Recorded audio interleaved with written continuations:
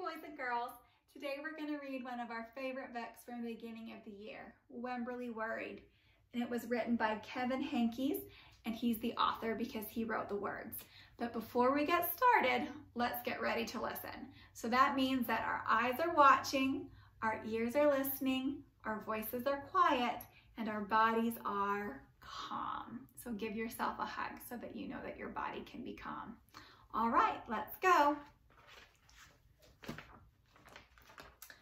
Wemberly worried about everything.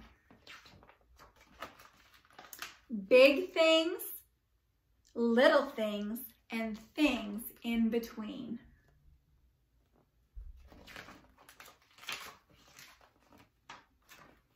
Wemberly worried in the morning, she worried at night, and she worried throughout the day. "You worry too much," said her mother. "When you worry, I worry," said her father. "Worry, worry, worry," said her grandmother. "Too much worry." At home, Wemberly worried about the tree in the front yard, and the crack in the living room wall, and the noise the radiators make. I don't like the noise the radiators make either. At the playground, Wemberly worried about the chains on the swings, and the bolts on the slide, and the bars on the jungle gym. And always she worried about her doll, Petal.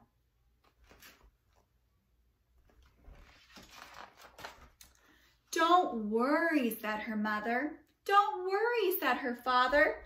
But Wemberly worried. She worried and worried and worried. When Wemberly was especially worried, she rubbed Petal's ears.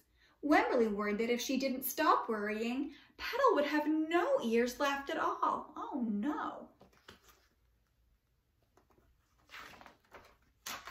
On her birthday, Wemberly worried that no one would come to her party. That would be very sad. "See," said her mother, "there was nothing to worry about." But then Wemberly worried that there wouldn't be enough cake. On Halloween, Wemberly worried that there would be too many butterflies in the neighborhood parade. "See," said her father, "there was nothing to worry about." But then Wemberly worried because she was the only one. "You worry too much," said her mother. "When you worry, I worry," said her father. "Worry, worry, worry," said her grandmother. "Too much worry." Soon, Wemberly had a new worry. School. Wemberly worried about the start of school more than anything she had ever worried about before. Oh no. By the time the first day arrived, Wemberly had a long list of worries. What if no one else has spots? What if no one else wears stripes? What if no one else brings a doll? What if the teacher is mean? What if the room smells bad? What if they make fun of my name? What if I can't find the bathroom? What if I hate the snack? What if I have to cry? "Don't worry," said her mother. "Don't worry," said her father. But Wemberly worried. She worried and she worried and she worried. She worried all the way there. While Wemberly's parents talked to the teacher, Mrs. Peachum, Wemberly looked around the room. Then Mrs. Peachum said, "Wemberly, there is someone I think you should meet." Her name was Jewel. She was standing by herself. She was wearing stripes, and she was holding a doll. At first, Wemberly and Jewel just peeked at each other. "This is Petal," said Wemberly. "This is Niblet," said Jewel. Petal waved. Niblet waved back.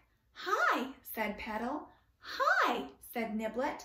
"I rub her ears," said Wemberly. "I rub her nose," said Jewel.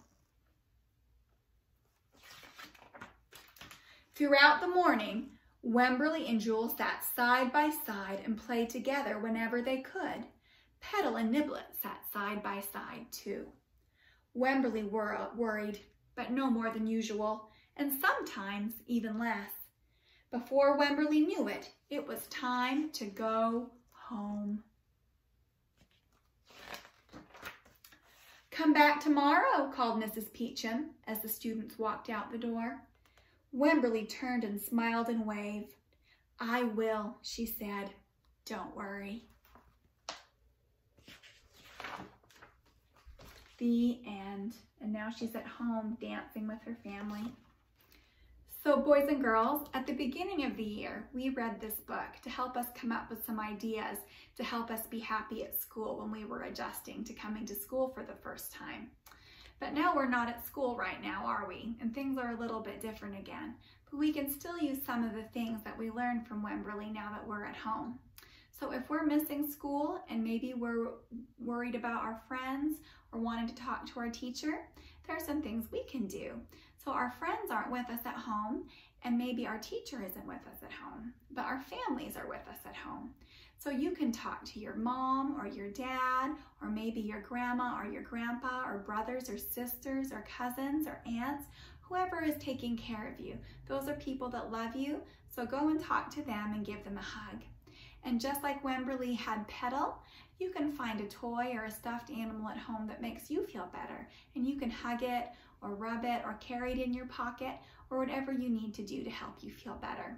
So boys and girls, I miss you very much, but I know that you've learned a lot of skills to help you get by during this change going from school to home. I'll see you next time, guys. Miss you.